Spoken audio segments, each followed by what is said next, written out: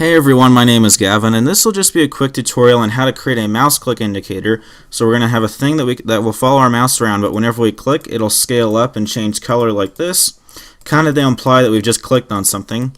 And you can kind of see how this would be useful, like if you're doing like a top-down type game, like a tower defense or something. But yeah, alright, I'm just going to get started. So what you need to do first is hit 7 to go in the top view, and double-click the A button until everything is selected, and hit X and delete. Do spacebar and then add a plane, and do S and 10 to scale that plane up 10 times.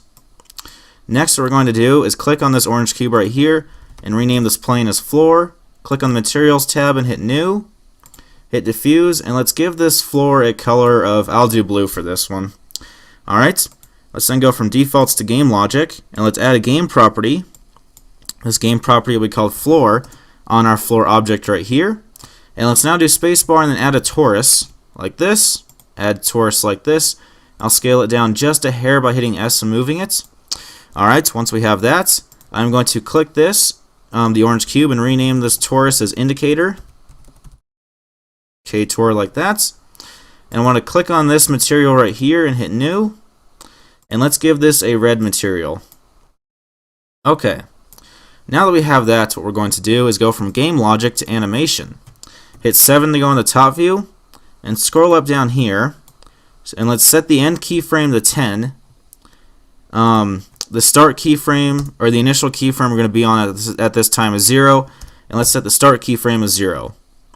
With your keyframe currently at 0, do I and then lock scaling. Set the keyframe to 10 down here, and do S and 3 like this, and do I and then lock scaling. If you click this button, it'll go back to frame 0, and you can play your animation like this.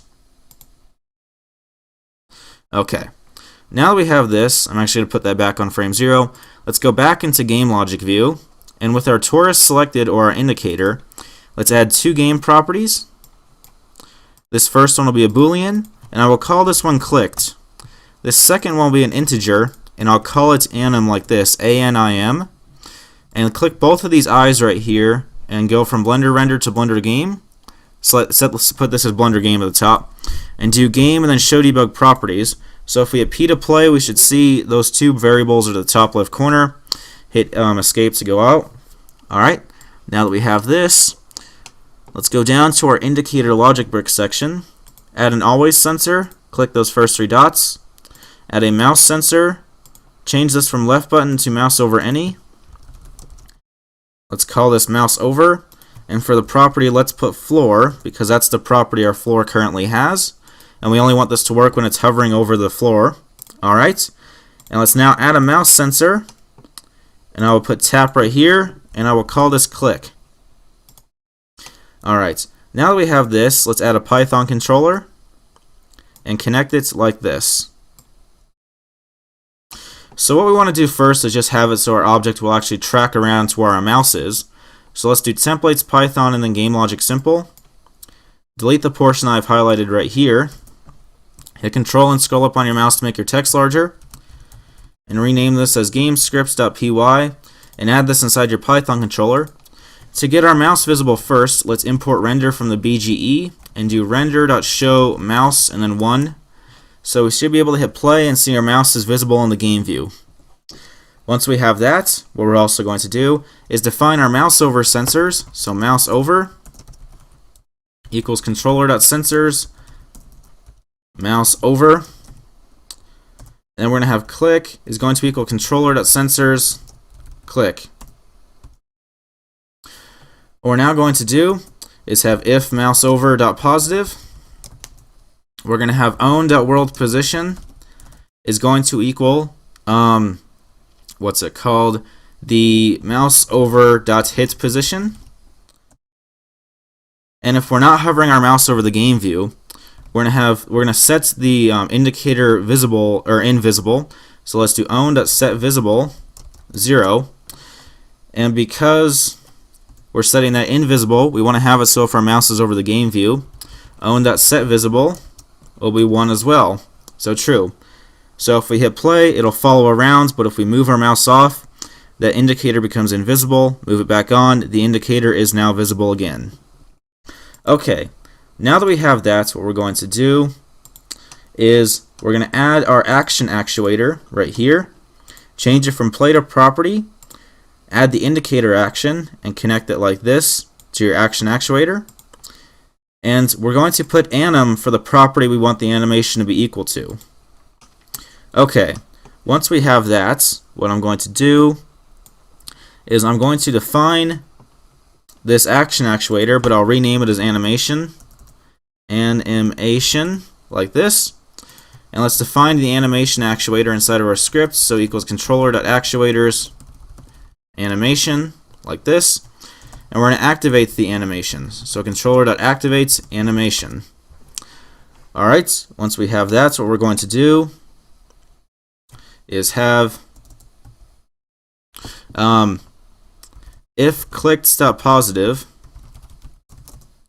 we're going to have it so that we're going to set own anim is going to equal 0, and own clicked, that game property, is going to equal true.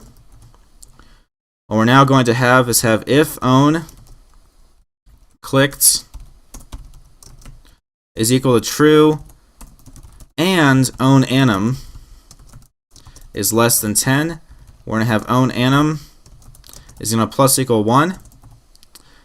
And what we're going to have down here is, since if we hit play now, we can see if we click, it actually won't do anything just yet. Let me see if there's an error really quick. Oh, onclicked is not defined.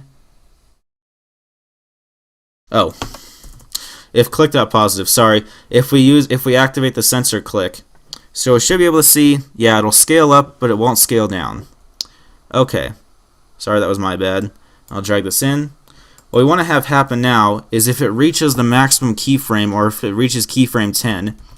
So if own anim is equal to 10, what we're going to do is have own clicked is going to equal false, and then own anim is going to equal 0. So we should be able to see if we hit play, we can click and it'll scale up and down like this, but it doesn't change the color yet. But it does actually scale, which is what we want. So what we're going to do is have it so yes, right here. What we're going to do is have own.color inside of this if statement is going to equal 0, 0, or 0, 1, 0, true, like this. Actually, I think that's blue, not green. I can't remember exactly. And alright, so we're going to have that be green like this. And we're going to have own.color is going to equal 0, 1, 0, true right here. So we should see it's going to alternate colors like this.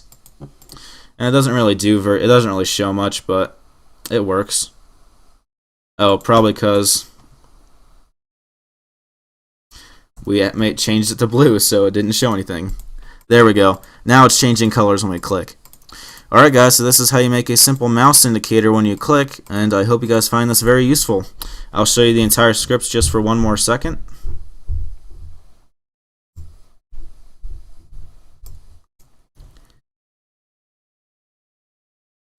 Alright guys, there you go.